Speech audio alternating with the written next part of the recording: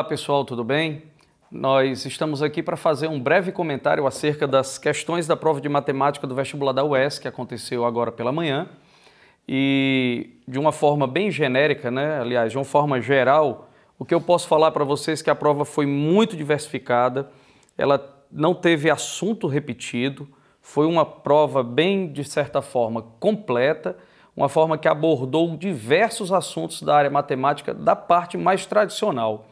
Você vê aí na questão de número 13, ela foi uma questão que particularmente pegou de surpresa, porque era uma questão de divisão euclidiana, mas nada corriqueiro, uma questão de divisão, ele pediu o resto, mas é uma questão assim, de certa forma um pouco complexa, porque você precisava utilizar um determinado conceito, de polinômios para poder fazer essa divisão. Ela não era uma divisão tradicional, mas era uma questão muito interessante.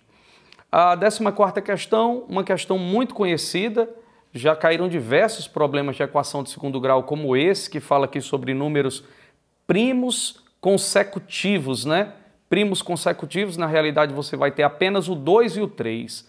Portanto, precisava saber desse pequeno detalhe para resolver esse problema, mas era um problema já bem batido, bem simples. A 15ª questão, uma questão de números complexos abordando a parte de potências do i.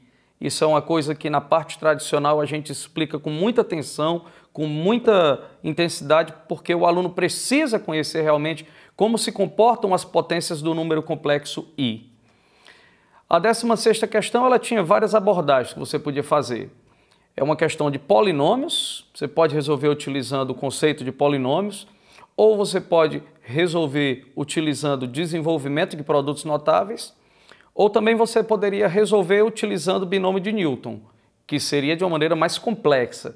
A maneira mais simples para se resolver esse problema realmente seria você calcular o x igual a zero para ambos os polinômios, e aí você encontraria diretamente o coeficiente, o termo independente de cada um dos dois polinômios, e depois era só multiplicar.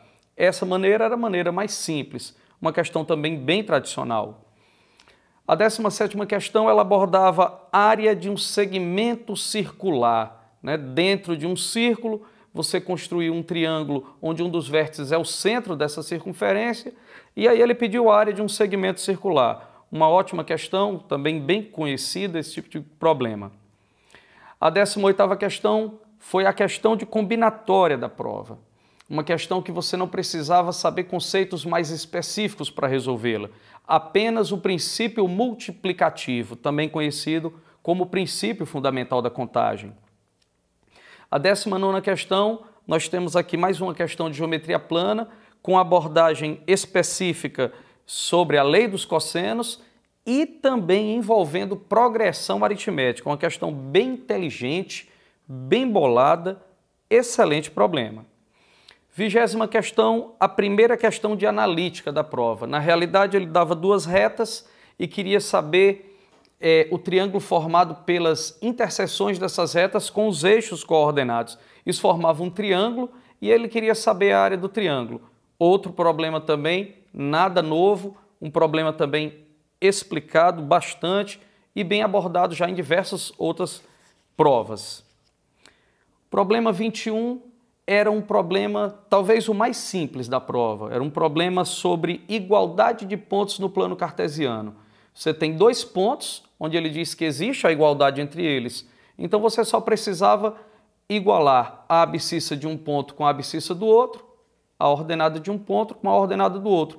E então você resolvia um sistema de equações do primeiro grau com duas variáveis e encontrava rapidamente a resposta do problema.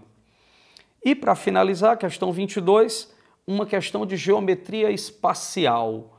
Uma questão que você precisava fazer a figura, desenhar um cubo, pegar os pontos que estão nos centros das faces e construir ali um octaedro regular inscrito nesse cubo. E aí ele pedia o volume desse octaedro. Quer dizer, uma questão também conhecida, o modelo dela também conhecido, e uma prova, de certa forma, bem completa do que se diz no ponto de vista de conteúdos, foi abordado praticamente tudo, uma prova particularmente razoável, ela não estava uma prova complicada, mas uma prova dentro dos padrões dos conceitos da tradicionalidade dos vestibulares tradicionais.